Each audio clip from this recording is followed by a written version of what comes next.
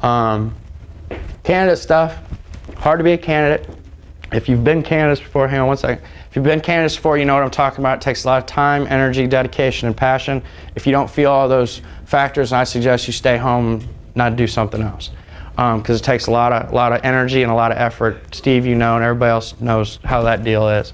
The other thing I always say to a candidate, candidates say to me, you know, what should I be doing with my time? Well, in the early days, this far out of any election that you all are in, you should spend half your time raising money and half your time collecting emails or actually meeting voters.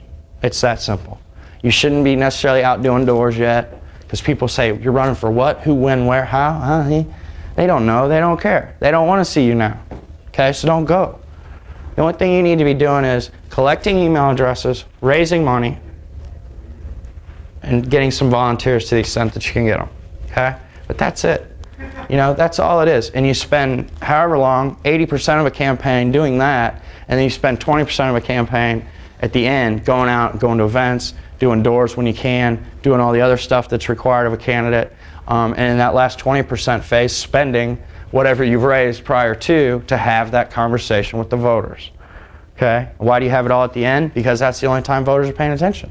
Again, they're watching Lifetime, worried about the pot roast, the kid, da-da-da-da-da. They don't care about your election 2 summers before. They only care about it about 2 weeks before, quite frankly.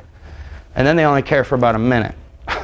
Studies have shown they care for about a minute, and it's not a consecutive minute. It's 10 seconds here, throwing away your mail. It's 15 seconds here. It's 8 seconds here times 4. All of a sudden you got your minute, and you're hoping you said something that when they go in to make that quick decision on who to vote for, when they get to your ballot, that tips them your way. That's all it is. It's no more complicated than that, folks. Thede will tell you, you know, on the Kagan campaign, we were always trying to focus on fundamentals, meaning these things. And everything else is not important. You know, it's just not.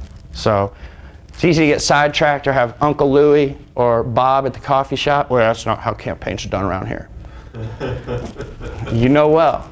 I hear it in Texas, I hear it in California, I hear it in Wisconsin, I hear it in Pennsylvania. Let me tell you something, those places are all way different places.